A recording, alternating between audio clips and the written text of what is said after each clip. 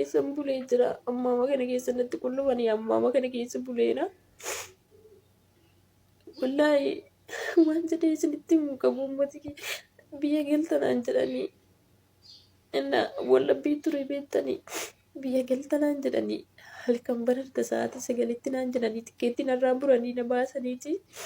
Erga iddoo makiinaa seenuu hanga'ee ani waan biraan argine wallaahi kamaa siyaasiin saamanii na qabatanii lafarraa bubbutan bichaa arge an duraanuu keessi kiyya natti himeera. Walla gammadduu hin taane yeroo manaa bahuyyuu dura waan Dhageettanii jirtanii obboleeyyan kiyyaa.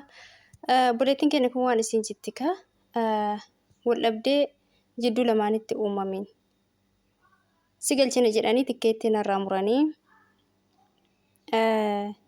beenu naan jedhanii gara makiinaatitti yeroo deemu kamaan areebaan argee jetti obboleettiin keenya kun ka subhaanallah waan akkanaaf atu jira obboleeyyan kiyyaa keessattu jechuudha warra waldhabdan taanaan yeroo san nakka amma tana nagalchitan akka amma tikkeetti naa murtanii nagalchitan jettanii hin murteessinaa hin dirqamsiisinaa.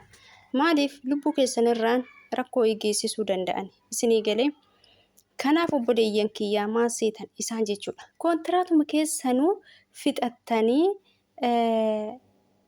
yeroo galuuf dhiyaatanitti jechuudha isin gaafatan nu bira teessamoo hin deemtamu jedhanii isin gaafatan. Haay ani hin deemaa. Dabalachuu hin barbaadu qaxxalachuu hin barbaadu yoo isin jettaniin maal isin gooti mana kana bakka duraan hin qulqulleessine kama duraan qulqulleessitan kan waanuma qulqulloofne kan isin qulqulleessisiifti jechuudha. Maaliif ree humna keessa san isin fixuufi girgiddaa isin dhiisisiifti saamunaa akka duraan girgiddaa dhiixanii hin beeyin isinii galee odoo isin guyyaan isin deemtan sun osoo hin gahin isin saamatti jechuudha. Kanaaf obboleeyyan kee guyyaa galtanis dursitanii jiini 3-4 ji'a ganaattu naaf an deemuu hidhe jettanii lafa jala itti himina hin beekamu jedhaanii yookaan deemaa yookaan hin taa'a hin beekamu jedhaanii bakka akkuma nama dabalachuu hidhu akkasitti abdii itti horaa malee ani deemuu hidhaa taa'uun barbaadu nama biraa soqadhu ani kontiraata kiyya yoo fixeetin hin jedhe hin deema shuuriidha jettanii akkasitti jala murtanii itti hin himina. Maaliif ree isaan kaa hin jiraami bakka isaaniif yeroo hundaa tajaajiltuma isaanii taanee akka jiraanudha kan isaan barbaadan. Namni mana isaanii hojjetu tokko akka mana isaaniitti bahee jireenya gaarii jiraatu hin barbaadan. Manuma isaanii keessa osoo zalaalami jiraatteef taate isaan sii galee. Kanaaf humna keessan si saamachuuf namnummaan ati duraan nagaa wajjin jirtu akka maatiitti wajjin jiraatu kun ati hin deema jettee waa'ee deemsaa itti kaaste taanaan hin deemu baqqaan hin deema jettee itti himte taanaan sitti jijjiiramanii jechuudha. Bakka humna keessan saamachuuf wanni isaan sin goone hin jiru.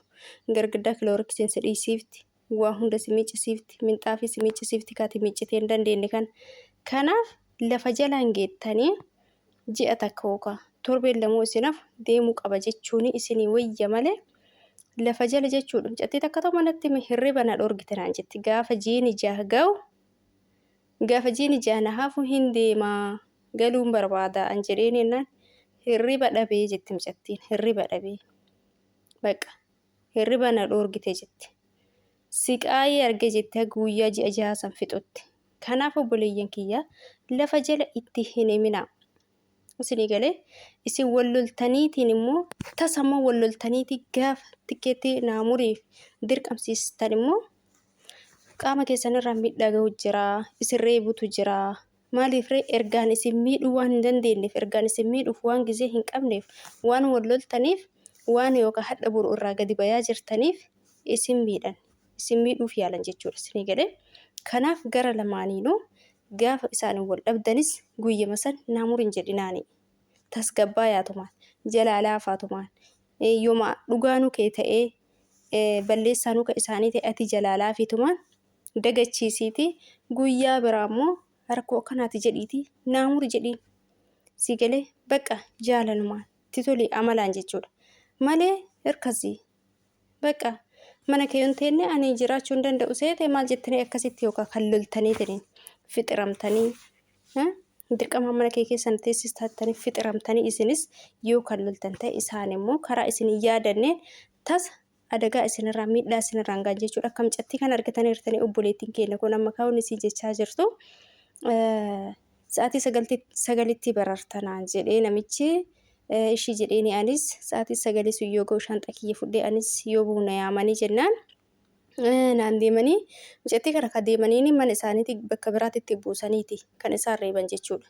Qe'ee isaaniitti odoo hin taane deemanii bakka biraatti buusanii reebanii lafarra na harkisanii sammuu kana na dhayanii waan isaan na dhayaniin hin beeku. Achi booda shinti beetii na seensisanii bishaan ho'aa irratti bananii balbala na qollofanii na biraa deemanii jedhaa jirti obboleettiin ta'anii tun dhageettanii jirtanii subhaanallah gochisuu kanneessaa jechuudha.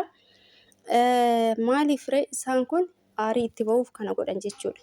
Kanaaf isin immoo of eeggachuu qabdanii of eeggadhaa lafa jala itti hin himinaa waan barbaaddan isiniin jedha obboleeyyan kiyya.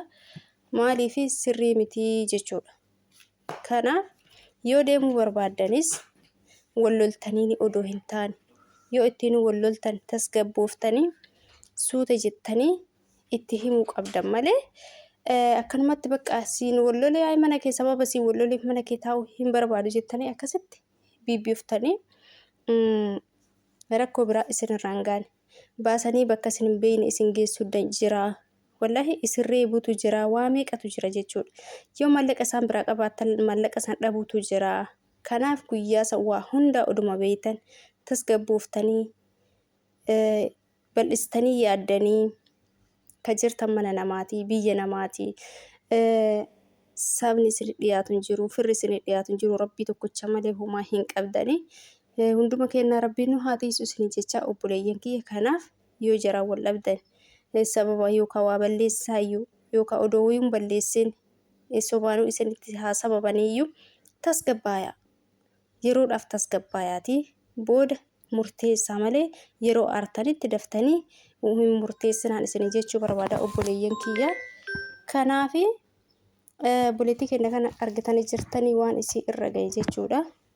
Of eeggadhaan isin jedha obboleeyyan kee rabbiin isin haa eegu hunduma keenya rabbiin nu haa eegu. Assalaamu alaykum warahmatullaahi wabarakaatuh.